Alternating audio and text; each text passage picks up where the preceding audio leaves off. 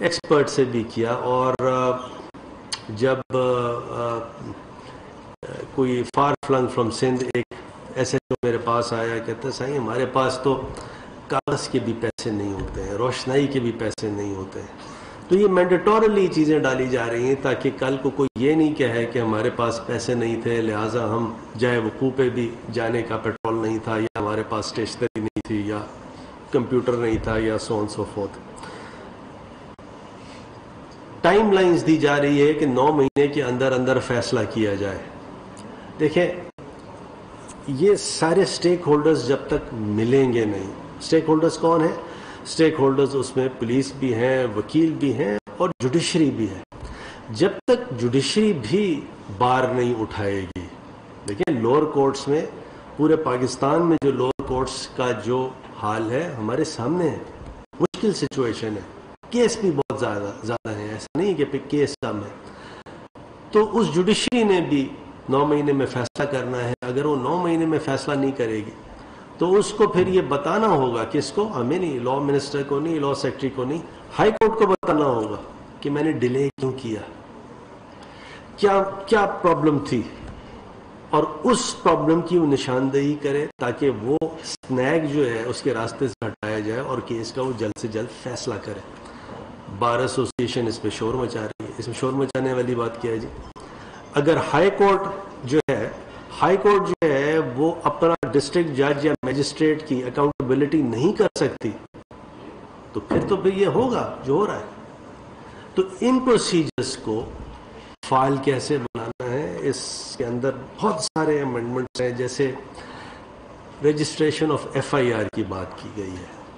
ہم نے اس کے اندر کوشش کی ہے کہ یہ کہا جائے کہ BA پاس ہونا چاہیے SHO.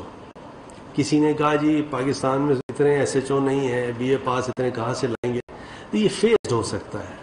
یہ ضروری نہیں کہ آج سارے، جیسے محمد تغلق نے کیا، یہ تھا کہ تانبے کے سکے بنا دیے تھے تو سب نے اس کو کاؤنٹر فیٹ کرنا شروع کر دیا تھا. تو ایسا نہیں ہے، یہ فیزڈ ہے. اگر آج اتنے BA پاس نہیں ہیں تو کل ضرور ہوں گے، پلس لائرز اس میں آ سکتے ہیں. تو یہ سارا کا سارا اس کے اندر پروسیجر دیا جا رہا ہے. ایک SP صاحب کا رول کریٹ کیا جا رہا ہے رجسٹریشن آف FIR میں.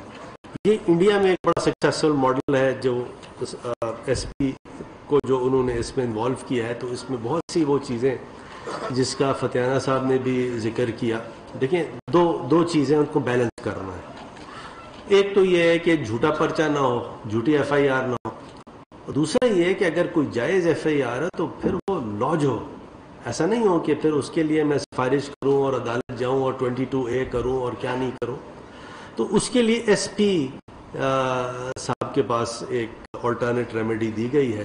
اور ساتھ ساتھ 22A کے لیے، کیونکہ 22A سے ہوا یہ ہے کہ اتنی ساری اپلیکیشنز 22A کی آ جاتی ہیں، 200 400 اپلیکیشنز دن میں لگتی ہیں. تو وہ ڈسٹرکٹ جج صاحب، سیشن جج صاحب کوئی اور کام کر ہی نہیں پاتے. جو مین ان کو کام کرنا ہے مرڈر کا، ریپ کا، وغیرہ وغیرہ. اچھا، جسٹس آصف سعید کھوسا نے تو یہ کوشش کی کہ 22A ابالش کر دیں. وکیلوں نے شور ڈال دیا، جیم کر دیا ہر چیز. ہم نے اس کا ایک الٹرنیٹو نکالا ہے.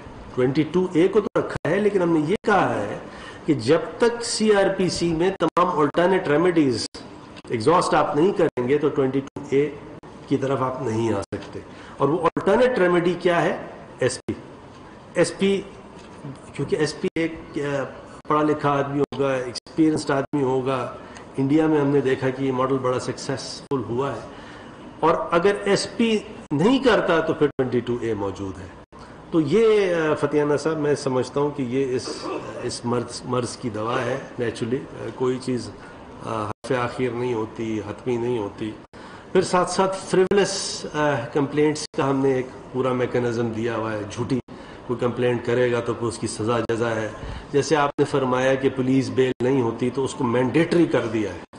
جو پولیس بیل کے لیے بھی جو عدالت جانے کی ایک طریقہ کار ہے اس کو روک دیا ہے.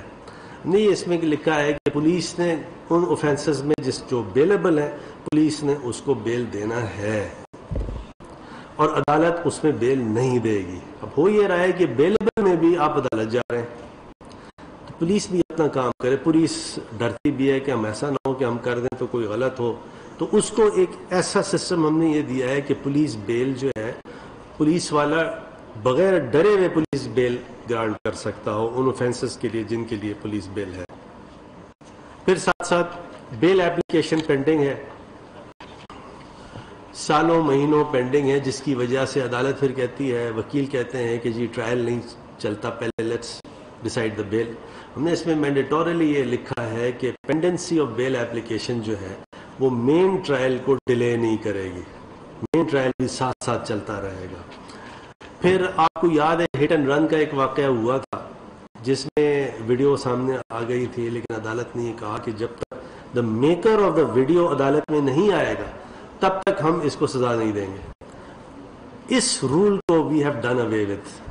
اگر کوئی ایسی ویڈیو ہے جو منظر عام پہ آ گئی ہے، اس کی فورینزک انالیسس کرا لیں، اور اگر اس کی فورینزک انالیسس یہ ثابت کرتی ہے کہ یہ جینوئن ویڈیو ہے تو یہ پھر کوئی ضروری نہیں ہے کہ میکر آف دا ویڈیو اس کو عدالت میں آنے کی ضرورت ہے، کیونکہ وہ دیکھیں وہ نہیں آئے گا، اس کو ڈر بھی جائے گا، بعض دفعہ وہ اور کوئی مانیٹری کنسیڈریشنز آ جائیں گے، تو اس لیے یہ پولیس یہ ہٹ اینڈ رن والے چیز کے لیے ایک یہ بنائی گئی ہے۔ پھر ساتھ ساتھ ایک پلی بارگین بھی ہم ڈال رہے ہیں۔ پلی بارگین سے ہونا یہ ہے کہ جو میجر اوفینسز ہیں، بڑے اوفینسز ہیں، ان میں پلی بارگین نہیں ہوگا، جو اس سے نیچے والے اوفینسز ہیں اس میں پلی بارگین جب ہوگا تو اگر مثال کے طور پہ کسی کو 4 سال سزا ہے تو 6 مہینے سزا دی، تھوڑا سا فائن کیا، اس کو نکال دیا، آپ کے انمیٹس اتنے کم ہو جائیں گے۔ ہماری اپنی انالیسس جو ہم نے ورکنگ کی ہے، کوئی 80-90%